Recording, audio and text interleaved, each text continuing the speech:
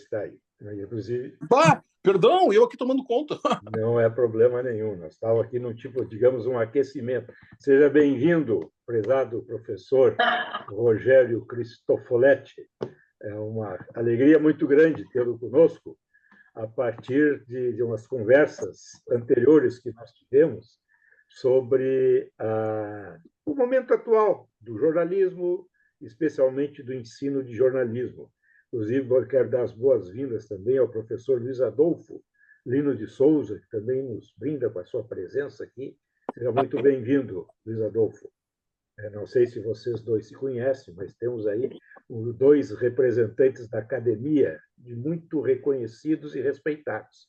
O Luiz Adolfo, no Rio Grande do Sul, Cristofoletti, em Santa Catarina, de alguma forma, no Brasil todo, como não dizer, né? Visto que o professor Rogério dá, inclusive, assessoria, consultoria para organismos que estudam o jornalismo em nível nacional.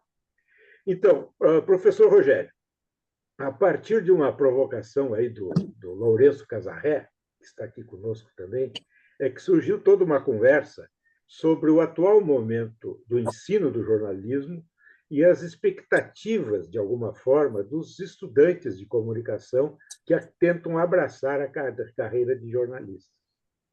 O que se viu, e os depoimentos que a gente ouviu e leu, é que há uma decepção ou uma frustração muito grande dos estudantes com o jornalismo de uma forma geral e com o ensino de jornalismo de uma forma muito especial, a ponto de haver depoimentos de que estudantes estariam arrependidos de terem feito a opção pela faculdade de comunicação, pela faculdade de jornalismo.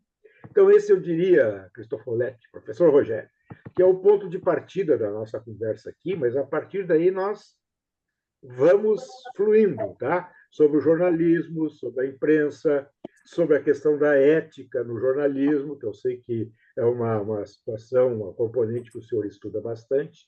Então, a partir daí, nós vamos desenvolvendo a nossa conversa. É uma conversa informal, entre amigos, não é uma coletiva nem coisa do gênero, embora sejam todos jornalistas, e, portanto, todos bastante curiosos, e a todo momento nós vamos te provocar ou te interromper levantando algumas questões. Seja muito bem-vindo, portanto, professor Rogério. Obrigado, Vieira. Obrigado, colegas. Boa noite para todo mundo. É um prazer receber esse convite, poder falar com vocês.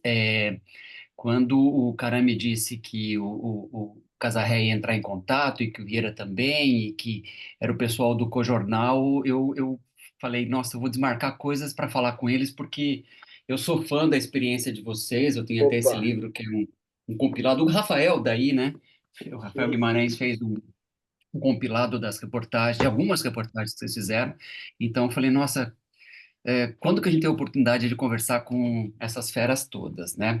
E até brinquei com o cara, falei, olha, capaz, eu não sei se tem roupa para falar né, com esse pessoal todo, porque eles têm muita experiência e tudo mais. Então, tentando chutar a bola um pouco longe, né, dessa questão. Nós temos poucas pesquisas no Brasil. Quando eu digo poucas, eu digo insuficientes, tá? Poucas pesquisas no Brasil sobre ensino de jornalismo. Pouca gente se dedica a isso. Marcadamente o Eduardo Medici aqui, algumas pessoas ligadas à ABEG, nós temos uma Associação Brasileira de Ensino e Jornalismo, e também outros acadêmicos espalhados pelo Brasil. Eu tenho algumas pesquisas relacionadas a ensino de ética jornalística, depois posso falar um pouco mais sobre isso, né? A gente tem umas situações sui generis no Brasil. Na semana retrasada, eu estava atrás de dados, porque eu ia para Coimbra para um evento e ia falar justamente sobre formação ética de jornalistas no Brasil. E eu estava atrás de dados numa plataforma que o Ministério da Educação mantém, que é a EMEC, que dispõe ou disponibiliza a maior parte de informações que a gente tem sobre informações sobre formação de ensino superior no Brasil e outras coisas também. E a EMEC, ela é imprecisa com relação à quantidade, para vocês terem uma noção, né? A quantidade de cursos que a gente tem no Brasil de jornalismo. estima-se que eles estejam na casa dos 400, tá? Para vocês terem uma noção, em Portugal são 28. Claro, Portugal é muito menor, né? E proporcionalmente, né, a gente buscaria outras correlações. Esses 400 cursos de jornalismo, eles seguiam por um documento que foi aprovado lá em 2013, foi gestado de 2009 a 2013, que são as diretrizes curriculares nacionais para os cursos de jornalismo. É um documento que meio que aponta como é que os cursos devem se organizar. Antes disso, nós tínhamos uma coisa chamada currículo mínimo.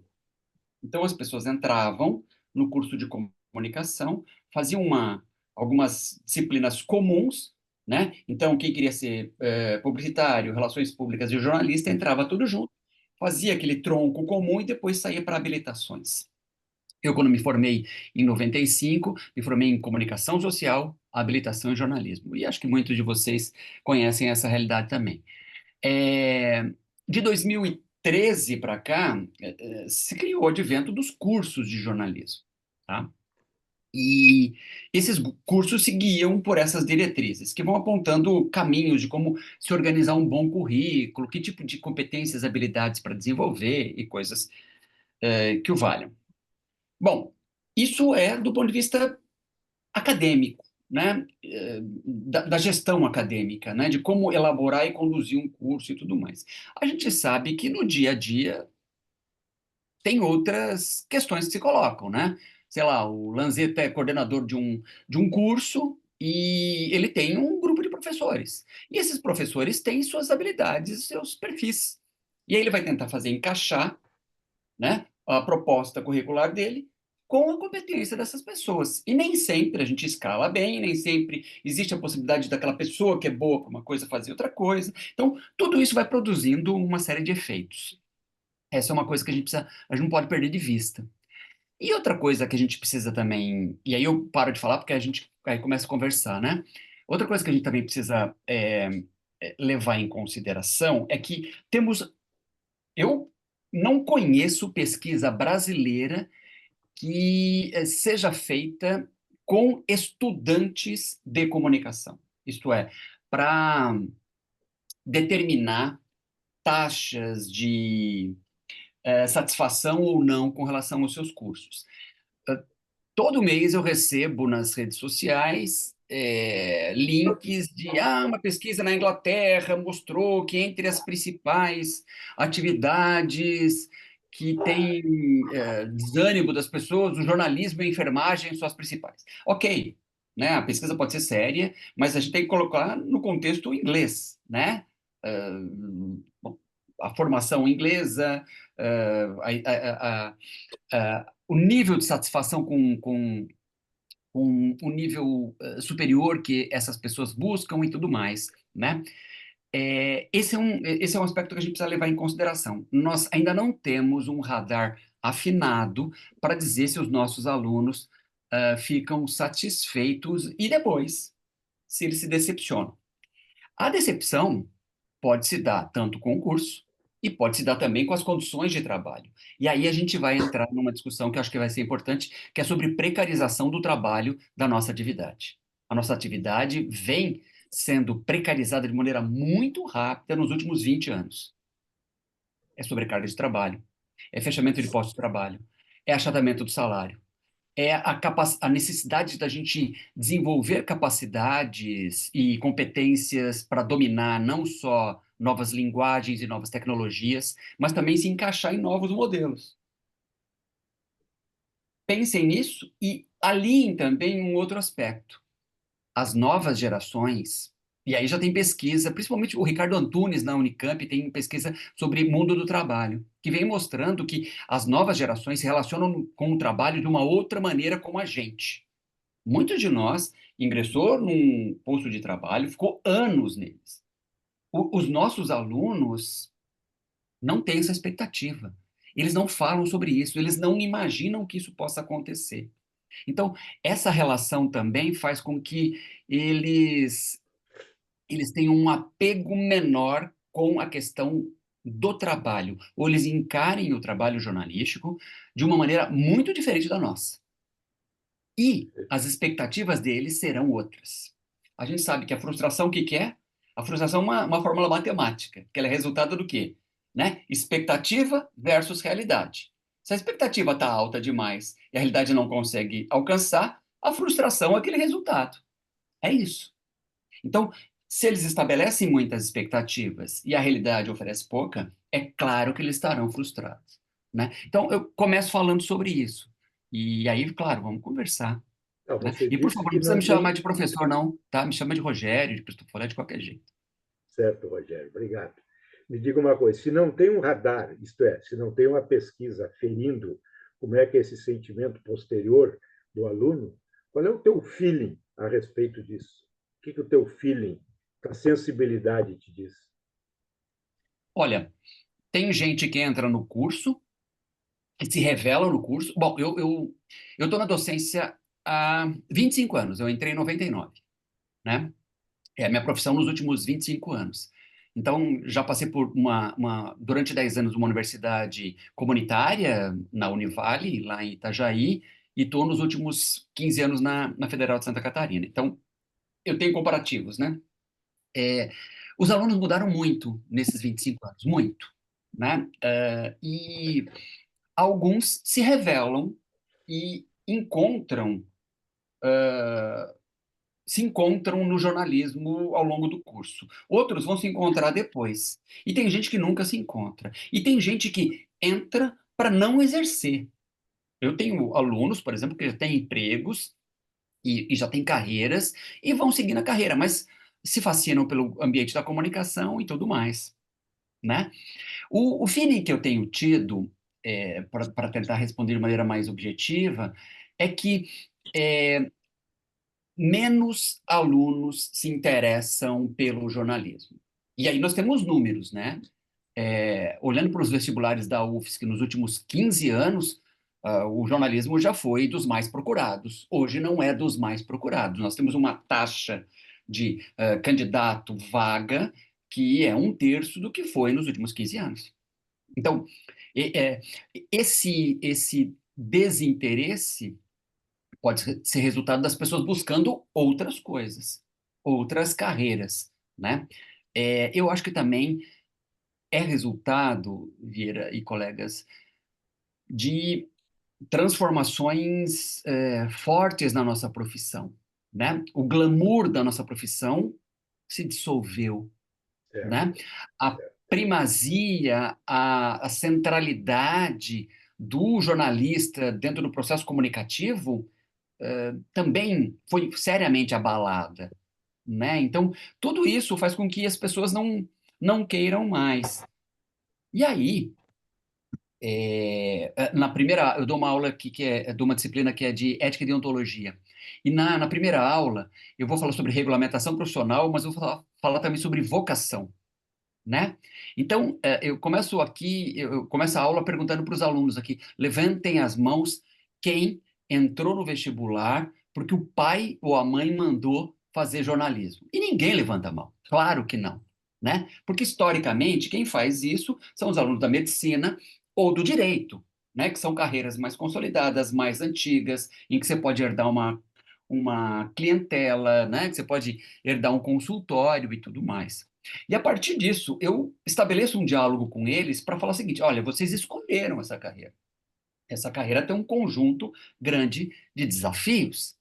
E aí eu vou listando, porque eu não pinto o céu de cor-de-rosa, não, porque, né, aí a gente vai gerar uma expectativa que não vai ser alcançada nunca, entende? O meu filho, então, é de que menos gente tem procurado o jornalismo. Agora, não gente com menos paixão.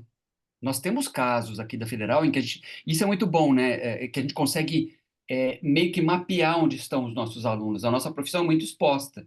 Se fosse na odonto, a gente não sabe quem abriu o consultório, né? Mas no jornalismo a gente sabe, o fulano está no Estadão, o outro está no G1, o outro está na RBS, o outro está na NSC. A gente tem tido boas colocações. Gente no Brasil e gente fora do Brasil. Mas é claro, né? O gargalo é cada vez mais estreito. O mercado está muito fechado. Não há uma saturação, né? Há um fechamento, há um estrangulamento do mercado. Luiz Adolfo, queria te ouvir também, sobre dentro desse panorama que o Rogério traçou para nós, do alto da tua larga experiência enquanto professor da FAMET durante vários anos. O que tu tem para nos dizer? Seja bem-vindo. Muito obrigado, Vieira. Em primeiro lugar, um abraço para todo mundo aí, colegas, ídolos e amigos. Obrigado. Não necessariamente nessa ordem. Temos aqui, professor Rogério, 60 anos de jornalismo aqui, nesta sala virtual, e sobrou pouco para mim dizer aqui alguma coisa depois dessa aula do professor. Acho que o principal do diagnóstico assim dos nossos alunos foi resumido nesta fala inicial. E acho que começou muito bem porque citou o Cojornal, que para muita gente foi, para mim também, digamos assim, sonho de imprensa como a gente imagina que deva ser o jornalismo. E conclui com essa ideia da paixão, que a gente vê isso em aula ainda. Eu deixei a faculdade agora em 22. Semana passada fez 2 anos que eu deixei a faculdade, Vieira, depois de inacreditáveis 33 anos de PUC. Não, de jardim? Parabéns. Inacreditáveis 33 anos de PUC e 44 anos de jornalismo. E a paixão sempre, para mim, foi realmente o combustível dos jornalistas. Porque uma coisa eu aprendi nesta vida, não existe nada mais forte do que o exemplo. E os exemplos que nós tivemos de jornalistas, incluindo muitos que estão aqui nessa sala, de colegas desses que estão nessa sala, é fundamental para a gente entender que sem paixão a gente não consegue exercer essa vocação. E finalizei agora em 22, né, voltando da pandemia, eu dei 4 semestres de aula virtual. Esse é o meu reencontro com o Zoom aqui. Eu fazia manhãs inacreditáveis de 3h30 ensinando diagramação para os alunos. Via Zoom? E eles disfarçavam bem. Via Zoom, e eles faziam páginas no InDesign, me mostravam as páginas, eu corrigia. Eu fui meio louco, mas eles acompanharam, porque eu acho que tinha muito de paixão. Né? E reencontrei esses alunos no primeiro semestre de 22, numa sala completamente diferente, com 4 telões, emparelhando celular, computador, e a gente numa instrução de que tínhamos que fazer as aulas, Vieira, em 4 tempos, para a gurizada se sentir motivada, sabe? Então, eu me sentia, assim, animador de auditório, porque eram 4 tempos, e tu tinhas que diversificar didáticas, fazer exercícios e ainda fazer eles participarem. E eles estavam apaixonados. Eles estavam apaixonados e hoje eu me surpreendo com eles, aqueles que disfarçavam muito bem a diagramação, trabalhando aí nos nossos veículos, né? É impressionante a quantidade de alunos que a gente tem, né, aí nos nossos veículos, seja de que plataforma for. Então, acho que o exemplo que é muito importante desde a aula, desde a escola, e também de profissionais, é fundamental para a gente fazer com que eles persistam.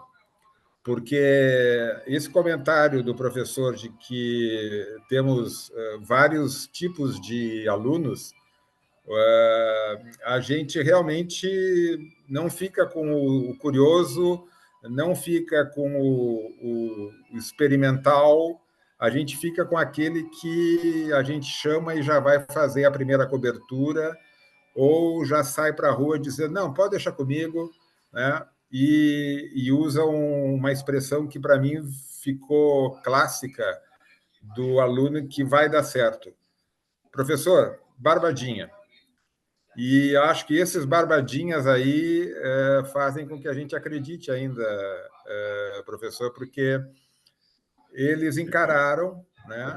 E embora a formação tenha mudado muito, né? Comentei aí de fazer aulas de 4 maneiras diferentes uma manhã e de noite também, o que era muito pior de noite, mas mesmo assim a gente tem tido, no caso, por exemplo, da universidade privada, um aumento de alunos, né? A Famecos teve uma queda, como teve em relação a toda a universidade, a toda a PUC, mas subiu muito o número de matrículas, não nos 2 turnos, mas especialmente na manhã, porque mudou também o mundo, né? E o curso da noite já não é mais o que era antes, nem os alunos são mais aqueles que estudavam de noite, trabalhavam de dia, pelas mudanças do mercado. Então, a gente tem um acréscimo de matrículas e um aluno completamente diferente, né? Completamente diferente, com essa multiplicidade de aptidões, né? E precisam ser despertados. E eu acho que esse é o nosso papel. É uma realidade, né, Alisadolfo, Rogério? E hoje, por que alguém vai estudar jornalismo se, não precisa mais do diploma? 2, o mercado de trabalho é bastante restrito e remunera mal. 3, as pessoas têm hoje o seu veículo de comunicação, seu veículo de informação no Facebook, no Twitter e no Instagram e assim por diante. Não, seria a partir daí, Rogério, que teria perdido o encanto e aquele charme do jornalismo? Que antes o jornalista era o dono da informação, né? Podemos afirmar grosseiramente assim, mas até o início do século era o que acontecia. E qual é a realidade hoje? É outra completamente diferente. Sim, sim. Alguns autores apontam que há uma perda de centralidade do jornalista dentro do processo de comunicação, né? Né? Hoje, se a gente for usar uma métrica, né, de atenção, né, quer dizer, quantos seguidores alguém tem nas redes sociais, isto é, qual que é a plateia dela, né? A gente vai olhar e a gente não vai ver nenhum jornalista que chegue à metade do que tem um comediante como o Whindersson Nunes, que tem 22 milhões de pessoas conectadas nas suas redes sociais, por exemplo. Ah, mas ele é um comediante. Sim, é um comediante. E aí a gente vai ver que comediantes, outros influenciadores, que atores, que gente do entretenimento tem mais pessoas seguindo essas personalidades. Isso é um indicativo de que as pessoas buscam se entreter, se divertir mais do que propriamente se informar. O fato de, potencialmente, todas as pessoas poderem ser jornalistas, não faz delas, evidentemente, jornalistas, né? E aí eu dou um exemplo. Vamos supor que estejamos todos nós num restaurante jantando e na mesa do lado alguém passa a ter um ataque. A pessoa cai no chão e, sei lá, o professor Luiz Adolfo, que fez um curso de primeiros socorros, vai acudir a pessoa. Veja, o professor Luiz Adolfo será capaz de estabilizar a pessoa e talvez tranquilizar e esperar que chegue uma ambulância. Mas isso não vai fazer com que o professor Luiz Adolfo seja um médico. Ele, ocasionalmente, episodicamente, ele fez aquela atividade. É o que a maioria das pessoas faz com os seus celulares. Ocasionalmente, elas passam informação de lá para cá, mas elas não apuram, elas não certificam, elas não verificam, elas não ouvem outras pessoas, elas não dão, não promovem o contraditório, a contradição das versões. Então, isso não torna as pessoas jornalistas. Elas podem estar se comunicando, são atos de comunicação, mas não é propriamente jornalismo. Por isso que nas minhas aulas eu costumo dizer o seguinte: olha, quem está disposto a fazer isso todos os dias? Quem tiver disposto vai ser jornalista.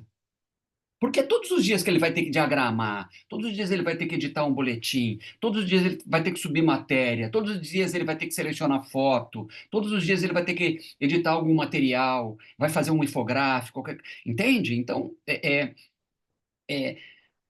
resgatar, se é que a gente pode dizer assim, é, algumas condições que fazem com que uma atividade se torne uma profissão, um ofício. Quando? Quando ela tem conhecimentos próprios, quando ela tem uma ética própria, quando ela, por exemplo, a pessoa vive dela, né? Quer dizer, tem remuneração envolvida, e quando ela faz isso de maneira perene, contínua, e não episódica.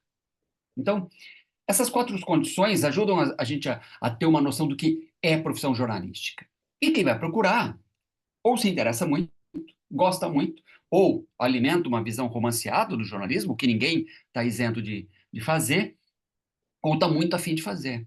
Acho que o elemento da paixão, da, da, de dedicar-se a algo, de escolher algo para fazer, né, é central para a manutenção dessa pessoa dentro de um curso.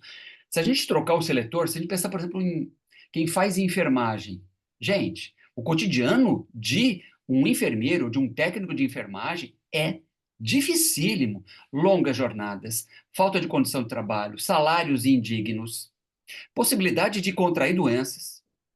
Quer dizer, não é fácil. E como é que tem gente que procura isso? Tem gente que gosta disso, que se apaixona por isso, que tem encanto em ajudar as outras pessoas, que de alguma maneira se relaciona com outros humanos pelo viés do cuidado. Eu queria ouvir Então, dos, desculpa, pode falar. eu queria ouvir dos dois professores uma avaliação, né? Vocês falaram dessa coisa da precarização da profissão.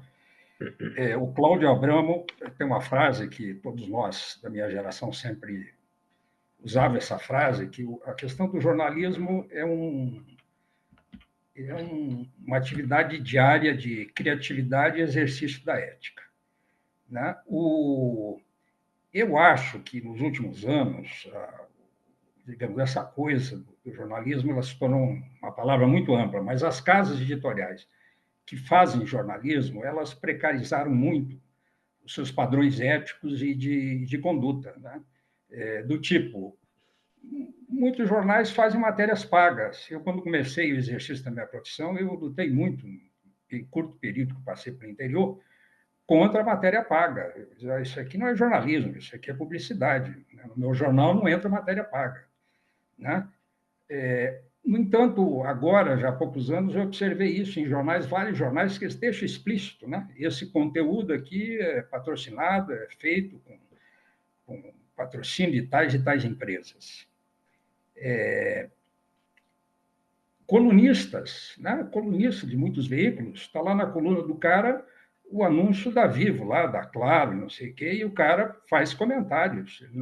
Ele não acha que há algum conflito de interesse em ele fazer algum comentário sobre um assunto que, eventualmente, pode envolver o setor de telecomunicações.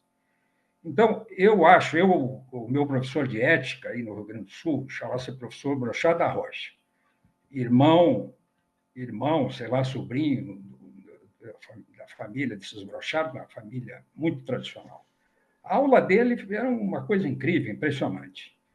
Então, eu acho que o cara se autodenominar jornalista, ele precisa, na essência, ele ter uma boa formação ética, para ele saber lidar com os conflitos de interesse que existem na profissão diariamente. Ele precisa ter uma boa formação intelectual, né? O Bicudo falou na anterior que, quando ele estudava, ele tinha aulas de humanas. O cara precisa ter uma boa formação intelectual, né? O cara entender filosofia, o cara entender a estrutura macroeconômica de como é que um país se forma, como é que são os interesses dentro de um país. Quer dizer, esse sujeito que se coloca numa posição de jornalista, que é uma pessoa de fé pública, todos acreditam no que um jornalista escreve a princípio, ele precisa sair da academia, né, hoje, com essa formação muito robusta, Na minha época, esses valores, esses conceitos, a gente aprendia com os colegas, né? Vocês falaram aqui da experiência com o jornal. Eu tive em outros locais de empresas que não eram com o jornal, mas eu aprendi com o Paulo Totti, aprendi com um monte de gente, né? Como um jornalista tem que se colocar. Aprendi com a Rosvita, foi companheiro, como um jornalista tem que se colocar diante dos fatos e qual é o compromisso dele, né? Um jornalista. Então, eu tive uma experiência também, devo relatar, no governo do Lula, fui convidado pela ministra das Comunicações para cuidar da Agência Brasil, que era uma agência pública. O conceito é diferente de agência de governo.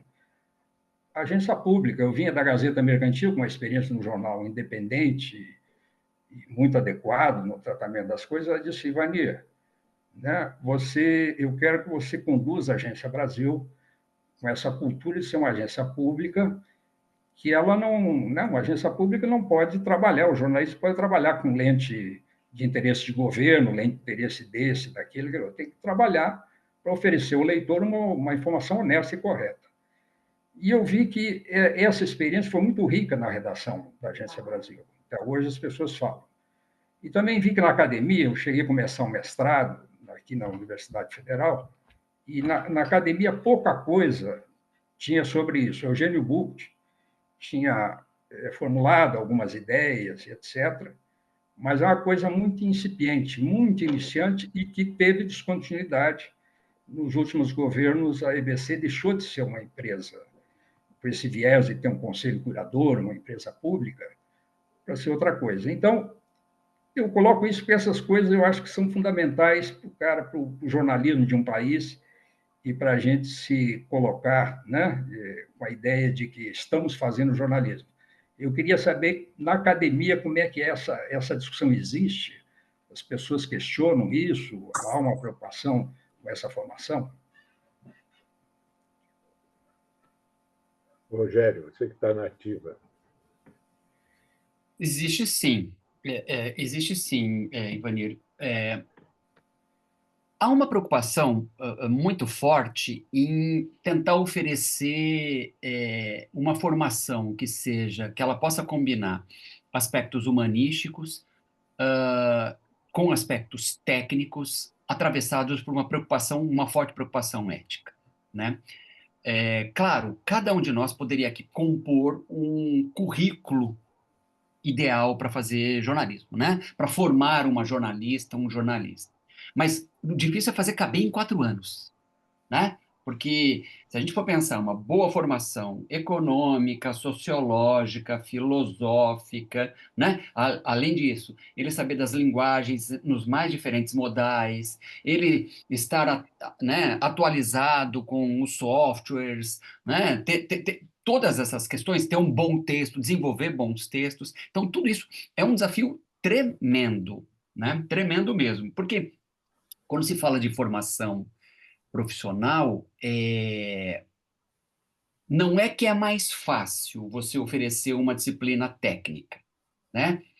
É mais perceptível a aferição do aprendizado, né? Por exemplo, o professor Luiz Adolfo vai oferecer disciplina de fotojornalismo ou de design, né? Então, ele vai acompanhar os alunos vão manejar os softwares, vão manejar as linguagens, e a partir dali ele vai poder o quê?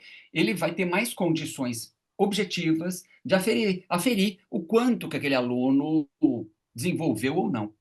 Agora, e numa disciplina como cultura brasileira, que a gente oferece? Ou uma disciplina como, por exemplo, estudo dos problemas brasileiros, ou grandes questões brasileiras que a gente oferece. Ou uma disciplina como, por exemplo, gênero e meio ambiente. Aferir o que ele assimilou é mais complicado, né? Nós oferecemos. Aí fica a dúvida, quanto que eles assimilaram e depois o quanto que eles vão poder exercer na sua profissão, né?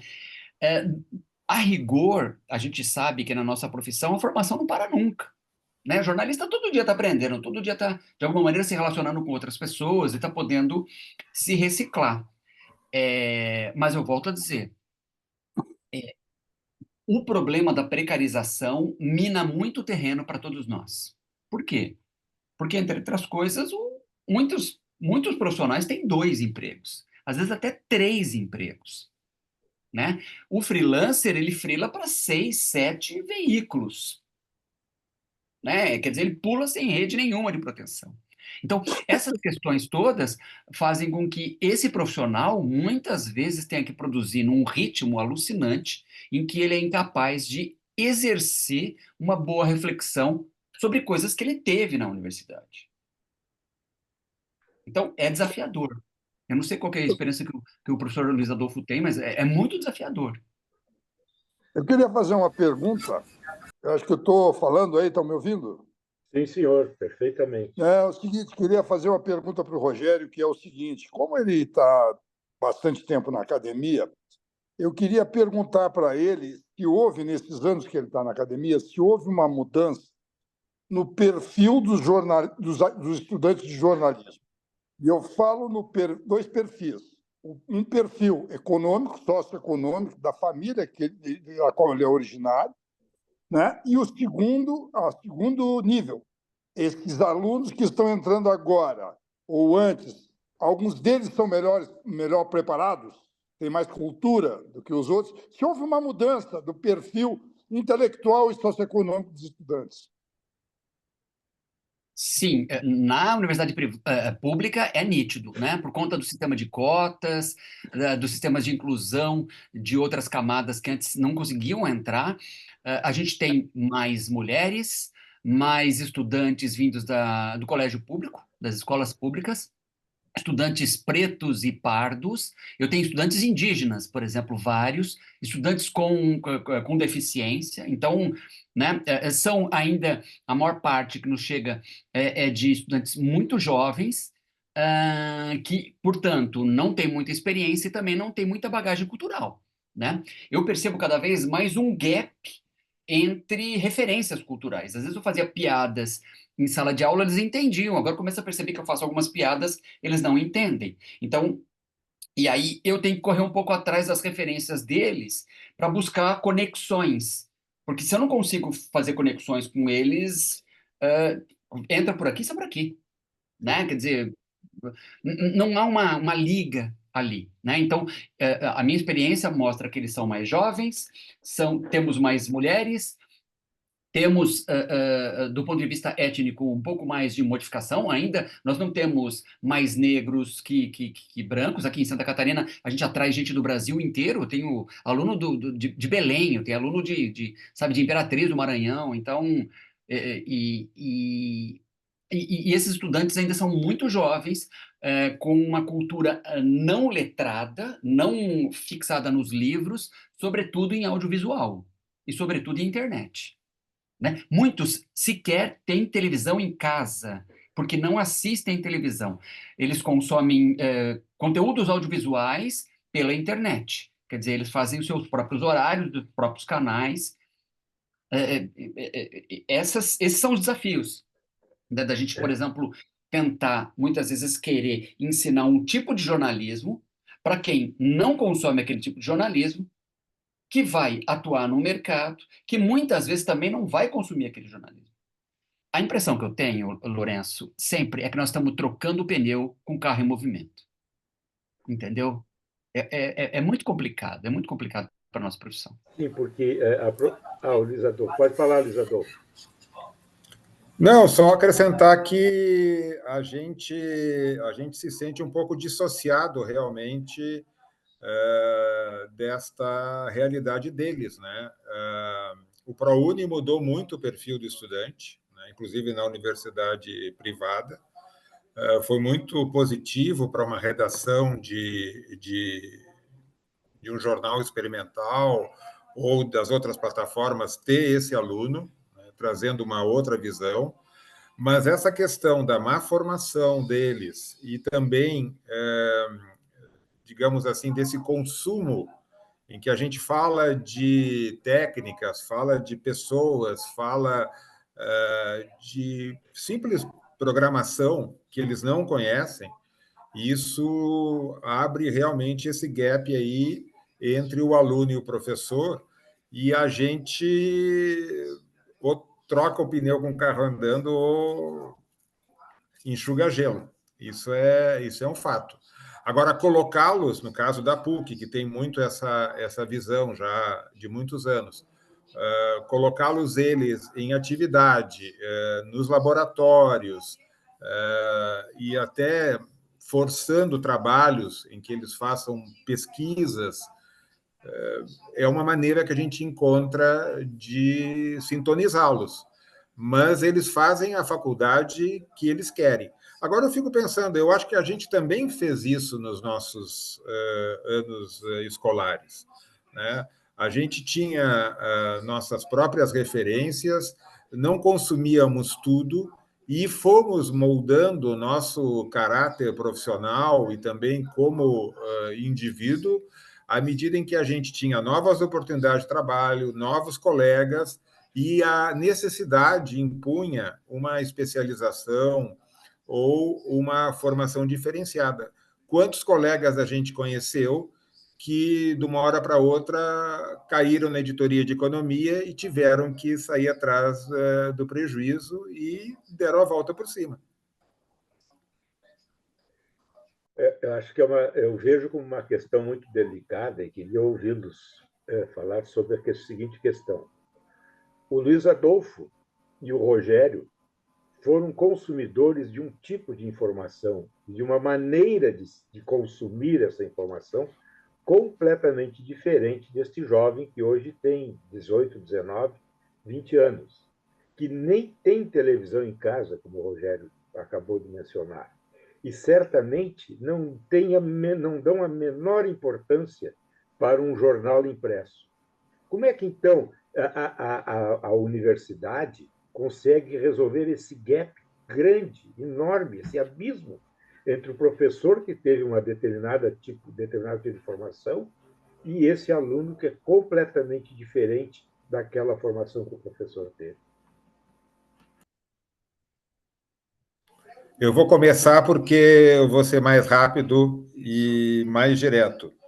No caso da nossa universidade, a universidade privada, capitulou e hoje o aluno faz o que ele quer. Um dos diálogos mais divertidos que eu tive, divertido para mim, que de repente estou sempre brincando e tudo, encontrei um aluno depois da pandemia, eu só conhecia ele por essas janelinhas aqui, e digo, e aí, tudo bem? Tudo bem, professor, estou fazendo uma matéria. Eu digo, que legal, Se para onde é que é a matéria?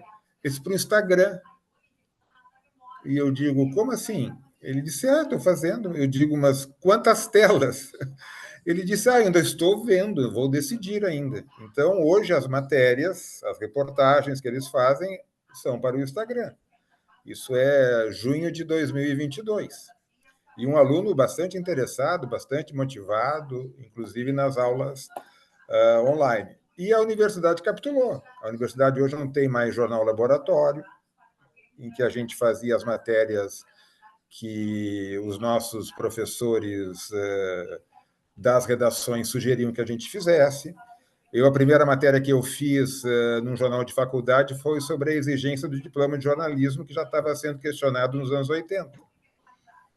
Talvez ele faça 4 ou 5 telas à força para uma mídia social hoje, mas não é mais uma preocupação deles, porque realmente essa questão do diploma colaborou para o estado geral das coisas. Mas eu acho que a universidade, os professores, capitularam. Aqueles que não capitularam saíram do mercado. Aqueles que continuavam. Explica melhor para nós o que é essa expressão, o estudante hoje faz o que ele quer. Não, ele faz o que ele quer na medida em que as matérias ele pode optar, né? Isso mudou também. Tem uma possibilidade de matérias eletivas, certo? Em detrimento daquelas matérias essenciais para a formação do jornalista. Então, a gente hoje vê o aluno fazendo outras cadeiras e não fazendo cadeiras realmente específicas do jornalismo ou da comunicação. assim como a gente recebe também alunos de outras faculdades ou escolas. A gente hoje convive com alunos do direito, convive com alunos de outras escolas, na ideia de que ele faz o seu percurso formativo. E faz o que quer também, digamos assim, no jornalismo, porque ele impõe para um professor que, de certa forma, não é tão atualizado, o que ele está acostumado a consumir. E muitas vezes isso nem é jornalismo. E muitas vezes tem que dizer para eles: olha, me desculpa, mas isso aqui não serve como padrão de qualidade para a gente. E capitulou a universidade porque vários professores que ainda praticavam, digamos, essa ideia que a gente teve ao longo desses 50 anos, hoje não tem esse currículo, tem uma outra formação, e essa formação é, de certa forma, muito customizada. Então, eu enfrentei, nos meus últimos anos de faculdade, esse gap geracional, porque, de repente, tu está propondo para os alunos uma pauta, ou mesmo falando sobre uma técnica, que para eles não faz a menor diferença. Eles até vão fazer, mas isso realmente não vai acrescentar nada para eles. Rogério, está contigo a bola. Olha, eu acho que o que o professor diz, o professor Luiz Adolfo diz, é bem um retrato de como a gente se sente, né? Porque, claro que o jornalismo ele se desenvolveu, a gente vai olhar para o século XX, né, e XXI, o jornalismo ele se desenvolve junto com o próprio aprimoramento do capitalismo, mas também e sobretudo com os desenvolvimentos tecnológicos. Né? Quando eu comecei em máquina de escrever, mas logo depois tive que me adaptar para computador. Mas com máquina de escrever e computador, eu fazia jornal. Né? Então, mudava apenas a questão mais do maquinário. O que a gente vem observando nos últimos tempos não é uma questão tecnológica. As transformações não são tecnológicas. Elas são mais profundas, porque elas são transformações culturais. O mundo é mais fragmentado. Logo, e o próprio jornalismo não podendo ser essa liga, esse tecido conjuntivo que ajudava a ter uma narrativa de entendimento da sociedade, essa fragilidade do jornalismo, que não pode fazer mais isso, ou não consegue fazer mais isso, faz com que haja uma fragmentação. Os alunos vão buscar uma maneira mais fragmentada também para se informar. Eles vão buscar outras maneiras de como se conectar às coisas. Né?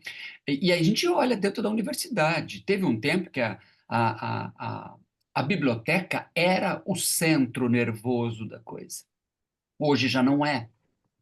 Né? Porque a biblioteca também oferece livros eletrônicos e outras coisas, e muitas vezes a pessoa não precisa ir até lá e tudo mais. Isso significa que as pessoas não recorram aos livros, mas elas recorrem também aos livros. Eu não tenho. Eu já pensei bastante sobre isso, discuti com os colegas. Eu acho que a universidade, hoje, no caso da formação do jornalismo, ela tem um papel bastante restrito e limitado. Antes, as pessoas entravam, se formavam como jornalistas, saíam para exercer. Hoje, as pessoas atravessam a universidade. E a universidade precisa também, e os professores, né, se adaptarem não só às novas linguagens de como o jornalismo se dá, no TikTok, no Instagram. Não, né? Ela precisa também considerar que os públicos estão lá. Então, precisamos, de alguma maneira, reembalar a informação, olhar para aquelas linguagens, dialogar com os alunos para ver os referenciais deles e ter níveis de exigência, né? Estético, ético, técnico, que possa contribuir para a formação do aluno. Né? Eu acho que o ambiente da universidade hoje para a formação dos jornalistas é um ambiente que ele ajuda a fermentar um caldo cultural. Né? Os professores mais velhos que os alunos têm trajetórias, têm experiências. Isso atrai os alunos adoram ouvir as histórias que a gente conta, eles se inspiram com isso, a coisa do exemplo que o professor Luiz Adolfo dizia, isso ainda retém muito a atenção deles, mas do nosso lado também a gente precisa ir atrás e olhar coisas. Né? Mudou muito rapidamente, Vieira, a maneira como é que os cursos se colocam e como que eles contribuem. Por isso que, e aí eu termino de falar, por isso que eu acho que, do ponto de vista pedagógico, talvez os cursos precisem mais se preocupar mais com desenvolvimento de competências e habilidades do que propriamente o treinamento dos alunos. Porque amanhã sai o software novo. Sai. E aí o aluno talvez tenha uma coisa muito mais facilitada, né? Só que se a gente ajudar o aluno a desenvolver um olhar jornalístico, uma estética jornalística, uma estética orientada pela informação, uma estética, né, com algumas regras que ajudem a ser mais clara, mais legível, mais comunicativa, mais sintética, que ofereça mais contexto, eu acho que a gente tem ganhos maiores. Porque senão a gente vai ficar correndo sempre atrás, né, do software novo. Né? O desafio é esse. Né? É tentar fazer com que o aluno desenvolva uma competência para que ele possa, por exemplo, que ele tenha uma capacidade de juntar coisas que ele colheu na apuração dele, oferecer uma síntese e ter uma capacidade da narrativa para aquilo. Seja num texto impresso, seja num texto falado, ouvido para um podcast, seja no boletim ao vivo para a rádio, seja em 4, 5 telas num carrossel do Instagram, seja em 20 segundos numa chamadinha para o TikTok. Então, o desafio é esse, né? A meu ver, né? Nós sermos capazes de desenvolvermos ou motivarmos os alunos para que eles desenvolvam competências e habilidades que possam se adequar ao modismo da hora, né? À tendência da hora. Professor, uma pergunta relacionada aos jornalistas. Hoje se ensina português para os alunos das universidades, das faculdades de jornalismo, porque um texto, ele atrai ou não atrai a pessoa a ler, independente do assunto, pela forma que é colocado, pela maneira que o jornalista conduz, o repórter conduz. E eu tenho notado isso, mesmo em grandes jornais, que os textos estão mais complicados ou menos complicados. Não se encontrou uma fórmula ideal para convencer o leitor a continuar até o fim. Ele pega a informação e se retira, digamos assim. E eu acho que o português está sendo muito mal escrito, cheio de estrangeirismos e outras questões. E na faculdade de jornalismo, se ensina isso? Se ensina português ou é uma matéria que se supõe que o aluno já tem aprendido em cursos anteriores que ele fez? No ensino convencional. No ensino convencional, tradicional. Na experiência, no currículo que nós temos aqui na Universidade Federal de Santa Catarina, nós não oferecemos disciplinas de língua portuguesa, mas nós temos 7 semestres em que oferecemos redação, em vários modais. Né? Então, ele tem redação 1, 2, 3, 4, até 7, ele tem edição 3, tem os laboratórios, então, e na universidade, a universidade como um todo, ela oferece um serviço de nivelamento de português e de matemática, mas para todos os cursos. Então, quando a gente identifica um aluno que está muito fraco, chegou muito complicado, a gente encaminha para que ele possa fazer a aula ali, né, dessa coisa mais hard da língua portuguesa, ou de matemática, no caso do pessoal lá das engenharias ou das exatas, e ao mesmo tempo ele faz redação com a gente. Né? Mas em algumas universidades ainda se mantém, às vezes, língua portuguesa, gramática, mas aqui a experiência que nós temos não é essa. Mas... Certo. E mais uma, tem jornalista que gosta de escrever sobre política, outro sobre economia e tal, ou ser um generalista, que um dia está fazendo um jogo de futebol, no outro está cobrindo uma enchente ou outra coisa. como é esse tipo de formação? Assim, por exemplo, se chega um aluno lá para ti e diz, olha, eu quero ser repórter político, tem algum tipo de condução da formação dele ou é o que é dado para um é dado para todos? Não há uma condução individual, não. Mas o que que a gente costuma fazer? Nós temos um currículo e ele tem janelas de optativas, né? Então, o rol de optativas é muito grande e ele tenta dar conta dessas editorias como um todo. Esse semestre, segundo semestre desse ano, eu, por exemplo, eu iria oferecer disciplina de jornalismo especializado em política.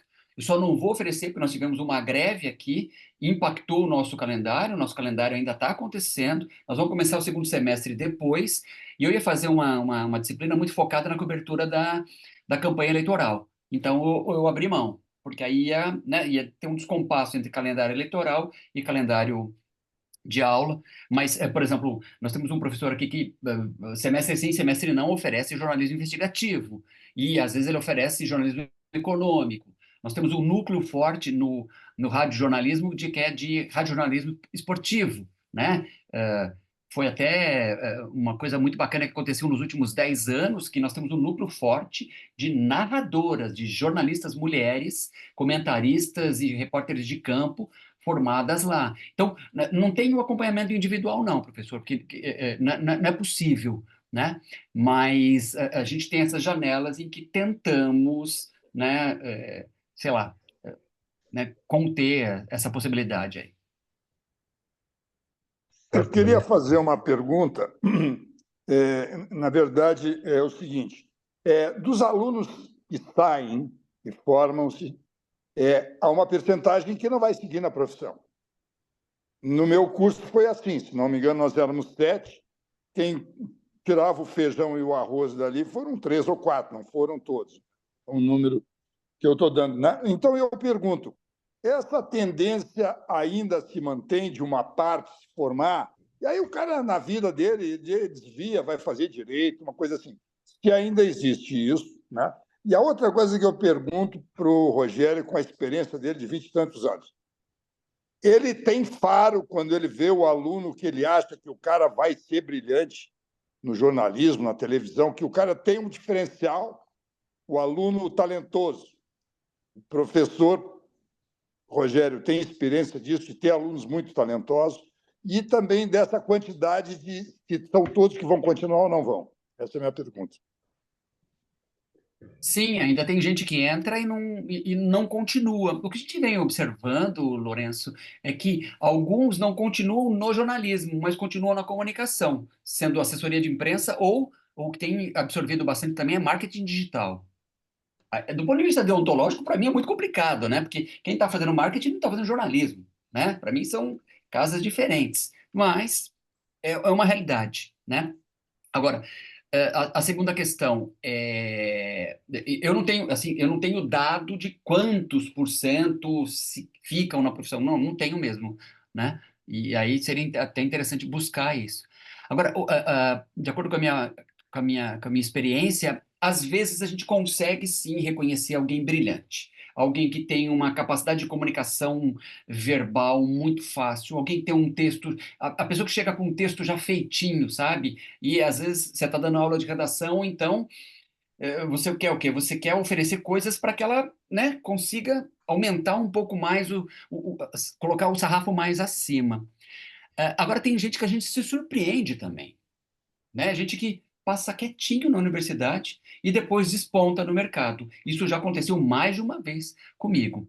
E também a gente às vezes identifica pessoas que estão na área da comunicação, ali no jornalismo, estão na graduação, mas elas não são tão afeitas ao jornalismo, mas elas gostam de estudar. E aí a gente começa o quê? A encaminhar, porque nós temos mestrado e doutorado aqui em jornalismo também, né? Então, encaminhamos elas mais ou menos o quê? Para começar uma carreira acadêmica, que talvez ela possa se constituir aí uma professora, tal. Nós temos alunos nisso. Temos um programa de iniciação científica na UFSC, né, com bolsas do CNPq, que estimulam esses alunos ao quê? A desenvolver essas coisas. E depois, quem sabe, eles passam no mestrado e no doutorado. Mas tem gente que surpreende a gente, sabe, Lourenço? Tem. Positivamente e negativamente também. Gente que fala assim, pô, esse cara vai ser fera. E aí, sei lá, o cara, Desanda, né, desanda. desanda. Sim. A Universidade de Santa Catarina, eu pelo menos conheço duas pessoas que passaram por aí, eu acho que o Daniel Hers e o Adelmo Genro. Foram pessoas que tiveram uma grande projeção nacional em termos de conhecimento e de formulação de ideias sobre, né, sobre a comunicação, o jornalismo. Como é que se dá a continuidade do trabalho deles? Como é que isso a universidade hoje dá continuidade isso com os seus alunos ou com os seus professores? Dá continuidade. Bom, esses dois nomes são nomes da primeira linha, né, que a gente teve aqui, e são nomes que se notabilizaram tanto na área acadêmica, no caso do Adelmo, né, quanto da área da formulação e da democratização da comunicação, como foi o caso do Daniel, né? Nós temos casos de alunos e professores que estão engajados nessas duas searas e que se destacam nacionalmente, alguns até internacionalmente, mas o curso da graduação foca, sobretudo, em jornalistas. E a gente, né, em algum momento eu falei que a gente consegue olhar assim na planície e identificar, olha, fulano está aqui. Por exemplo, a Juliana Dalpiva, né, que é uma jornalista notável, passou por aqui, a Sônia Bride passou por aqui, o Ian Boechat, cobre guerras no mundo todo, passou por aqui, né? O Felipe Ciani, que hoje é repórter correspondente da Globo em Nova York, passou por aqui. A gente tem um monte de casos, né? Hoje, quem está manchetando na Folha de São Paulo é o Matheus Vargas, que é filho do Nilson Vargas, aí do Rio Grande do Sul, que se desenvolve muito, fez um bom trabalho no Estadão, tá na Folha, no UOL, né? Então, a gente consegue ver essas pessoas se desenvolvendo, gente que está fazendo um bom serviço fora também da mídia convencional, né? Nos novos arranjos midiáticos. Gente como a Clarissa Levi, que está muito bem na Pública, o Luiz Fernando Menezes e a Amanda Ribeiro, que são o cérebro daquela agência de checagem aos fatos, que atuam aqui de Florianópolis para São Paulo e para o Brasil. Então, a gente tem uma galeria muito grande de gente que se destaca, né? Claro, é parte do que a gente oferece de informação, mas é parte muito do que eles fazem, né? Do espírito deles de buscar, né, novos desafios e de formação contínua, né? Então, eu não sei se propriamente, Ivani, se eu consegui te responder, mas... Não, conseguiu dar uma resposta. A atenção que eu tenho é que, de fato, Santa Catarina tem bons formuladores de política de comunicação, etc. Isso chega nos alunos, quer dizer, obviamente deve chegar, né? Os alunos devem estar, alguns deles, engajando. Mas essa coisa do jornalismo, que me chama a atenção, não sei como é que lida na universidade, que me chama a atenção que o bom jornalismo, o jornalismo bem apurado, né? O jornalismo sem a lente ideológica, ou lente religiosa, coisa do gênero, né? É um jornalismo que você tem que fazer apurando os fatos, né? Quer dizer, eu vejo que muitos jovens hoje apuram os fatos pelo Google. O Google olha aqui, pega a informação, reproduz a informação de terceiros, etc. Mas a boa informação, uma boa reportagem, ela, de fato, o sujeito precisa ver o acontecido, precisa estar presente, precisa apurar, precisa ver o contraditório, etc. Esse tipo de coisa, vocês trabalham isso ou isso passa ao largo? Sim, temos disciplinas de técnicas de reportagem, de edição, né, de apuração, e insistimos muito, né? Agora, existe uma predisposição, a gente precisa reconhecer, uma predisposição muito clara dos jovens alunos a recorrer ao caminho mais curto. E Google é o caminho mais curto, né? Então, por exemplo, a gente tem, em mais de uma disciplina, treinamento dos alunos para usar a lei de acesso à informação, como fazer um bom pedido de lei. Entende? A quem buscar, a gente faz organogramas, assim, ó, eu tenho essa informação, com quem eu busco, né? Então, é aquilo que eu estava dizendo, sabe, Ivanir? A gente oferece muitas coisas. Claro que a gente não consegue oferecer tudo, nenhum curso é perfeito. Mas aí a gente fica numa zona cinzenta entre o que eles assimilam e o que eles, né, colocam em prática. Tem aluno que decola, tem aluno que decola mesmo, né? Agora, uns não, patinam, patinam, patinam. Aí, quando a gente consegue identificar e consegue puxar a mão, a gente vai. Mas muitas vezes a gente não consegue identificar. É uma zona de sombra, claro, né? Rogério. Professor, mais uma pergunta. Ah, antigamente, lá pelos anos 70, 80, eu ouvia muito nas redações, quando eu estava começando a carreira, que tem repórteres que apuram bem, mas escrevem mal. Outros redigem bem, mas apuram mal. E outros que só fazem literatura. O que o senhor acha disso? Literatura que eu digo que é enfeitar o texto. Absolutamente A verdadeiro. objetividade... É? É absolutamente verdadeiro. Essas três Boa, Bortolão, muito boa. versões Exatamente. existem Exatamente, no dia a mas dia do tudo jornalismo. isso, Me tudo sinto isso numa ofendido. redação, tudo isso é importante. Aí cabe ao chefe, né, fazer, né, compor essa coisa toda. Mas é uma coisa que é real. É O muito Casarré, interessante. como grande escritor que vestiu a carapuça, mas não era nesse sentido do jornalismo literário. Mas eu Não é queria nesse sentido, é no surgiu dia a dia, na cobertura pedir diária. só um pouquinho Eu só para pegar. queria, Fala. só queria colaborar na pergunta do Bortolão, o seguinte: nós tínhamos no Jornal de Brasília, uma época eu trabalhei lá como redator, vários anos, nós tínhamos a figura do repórter que chegava na redação, o cara chegava empolgado, tinha arrumado uma matéria fantástica, um furo do cacete, o cara contava aquela matéria maravilhosamente quando tu ia ler, era uma porcaria. O cara não sabia escrever o que ele apurou. Então, esse negócio aí que o Bortolão falou, eu percebi muitas vezes no jornalismo. Quando tu tem um bom texto, às vezes tu não tem informação, em nenhum momento tu faz uma cascata e tu consegue fechar o buraco do jornal, tu entendeu? Né? Então, é isso, é só um comentário de brincadeira, mas isso é verdade mesmo. Tinha um repórter que falava, dizia coisa maravilhosa, mas na hora de sentar a bunda na cadeira e escrever, o cara não escrevia nada.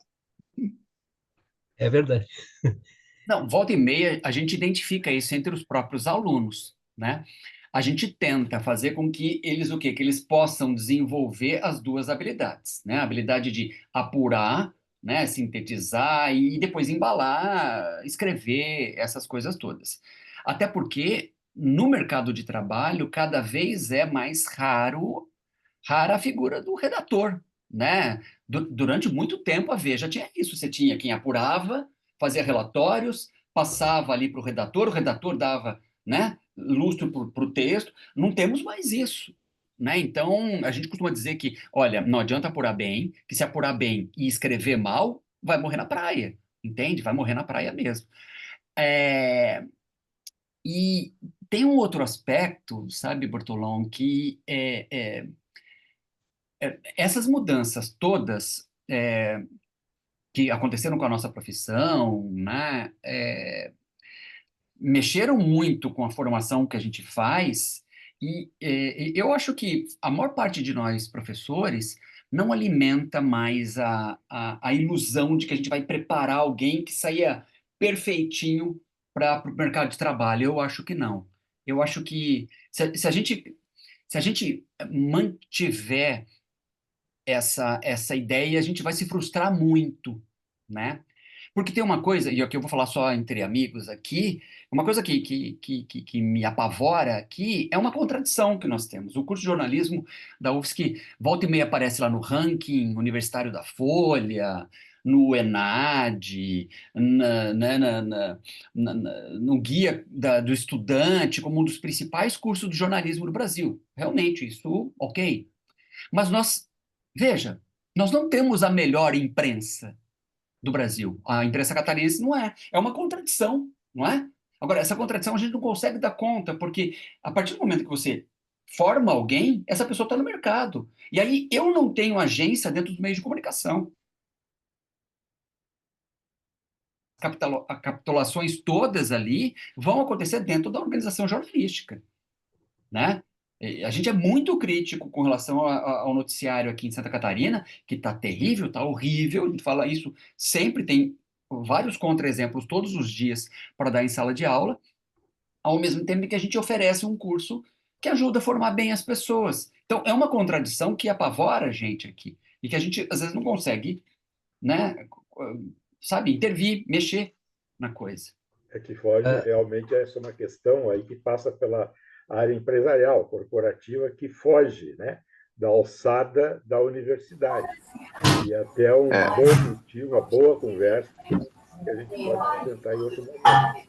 Agora, eu queria, Rogério, fazer uma outra provocação no seguinte sentido. Na tua elenco de realizações, que não são poucas, tu citaste que em 2009, junto com o professor Francisco Caran, vocês criaram o Observatório da Ética Jornalística, onde tu dizes que fizeste muita coisa com uma equipe incrível, até o ano passado, inclusive. Que muita coisa incrível foi essa que vocês andaram fazendo aí, nesta área tão delicada e complexa quanto a ética jornalística. Antes de falar, acho que o Luiz Adolfo acho que queria falar antes, não queria, Luiz? Desculpa, eu não vi, Luiz Adolfo. Não? Não, então eu me confundi. Então, em 2009, nós criamos o Objetos, né, com o Observatório da Ética Jornalística. Eu permaneci ligado ao Observatório até 2013, 2023 agora, e saí para outros desafios.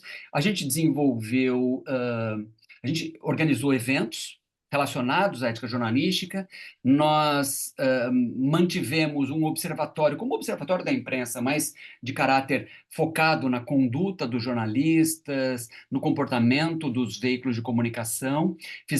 Editamos 6 ou 7 livros, né, relacionados a isso. Muitos podem ser consultados e baixados do próprio site, né, objetos com th, né, .wordpress.com, é fácil de entrar ali. Orientamos mestrados, doutorados e trabalhos de iniciação científica, né? De alguma maneira, nós criamos alguns materiais que nós julgamos que foram úteis. Em julho de 2020, por exemplo, no meio da pandemia, nós criamos um guia de cobertura ética da Covid, que era um guia para ser baixado no celular, projetado para ser baixado no celular, que tinha questões e que auxiliava repórteres, editores, a como lidar com dilemas éticos, né? Esse é um exemplo, né, de coisas que a gente foi fazendo ao longo desse tempo todo, né? Além de colocar a discussão sobre ética e deontologia no ar, né? Então, essas são as coisas que eu considero, né? As coisas são incríveis porque a equipe é incrível, né? Um pessoal muito animado, né? Hoje quem está liderando isso é o professor Samuel Pantoja Lima, que é meu companheiro de sala ali na UFSC. Professor, o senhor acha possível um jornalista escrever para 2 veículos completamente opostos ou de ideologias diferentes e manter o mesmo nível? Digamos assim, ele escreve por tipo a revista Oeste, que é completamente diferente da revista da Gazeta do Povo ou do jornal Gazeta do Povo. Não, a Gazeta do Povo ainda é mais ou menos na mesma linha. Escrever assim, tipo Oeste e o Estadão. Será que ele consegue equilibrar as informações ou não? Sinceramente, eu acho que não. Eu acho que ele entra em diversos conflitos de interesse, né? Além de um certo viés ideológico que prevalece sobre alguns veículos de comunicação, né? Então, sinceramente, eu acho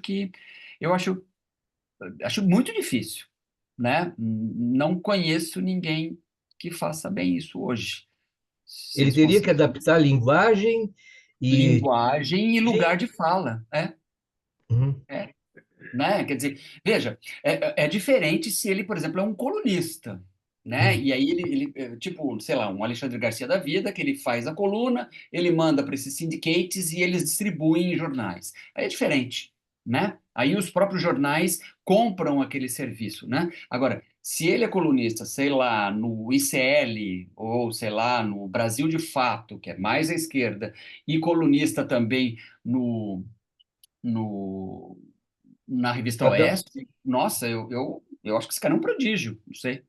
Eu não consigo imaginar que ele Teria que dar uma consiga. guinada na cabeça. Eu acho que sim, né? E vira um troço esquizofrênico, eu acho, né? E seria falta de ética ou não? Olha, pode resultar em problemas éticos, claro. Se ele, por exemplo, sei lá, frustrar a expectativa do seu público, né? Se ele falsear o seu lugar de fala, se ele mentir, se ele distorcer informação, eu acho que aí a gente tem vários problemas éticos. Eu fui Obrigado. provocado numa paralela aqui, tá? Que eu fugi, que eu desviei a discussão em relação à questão da qualidade, da competência do jornalismo atual, mas não foi nada disso. É que essa é uma discussão, um debate não interminável, mas que renderia várias conversas nossas, né? Em especial, se ficarmos aqui no exemplo de Santa Catarina, que é onde mora o professor e onde hoje eu estou morando também, com muito orgulho, houve realmente uma regressão muito forte no jornalismo que é praticado aqui. De jornais diários, por exemplo, foi reduzido a um único jornal diário, cuja distribuição é absolutamente precária.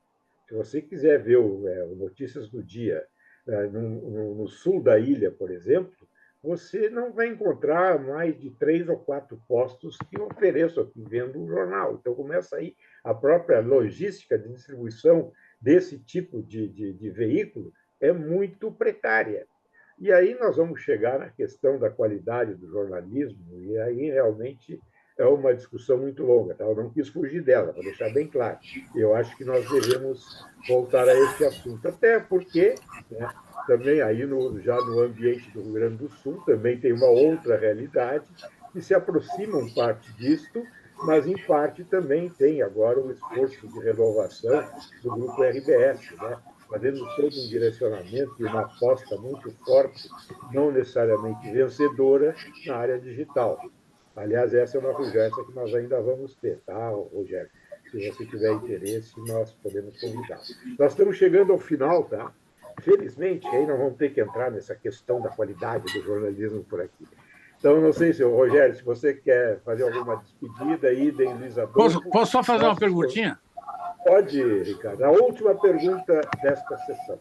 Não, o professor falou em dilemas éticos que às vezes o jornalista enfrenta. Queria que ele me desse 1 ou 2 exemplos, só para a gente ter uma ideia. O que ele considera o dilema ético que os jornalistas enfrentam.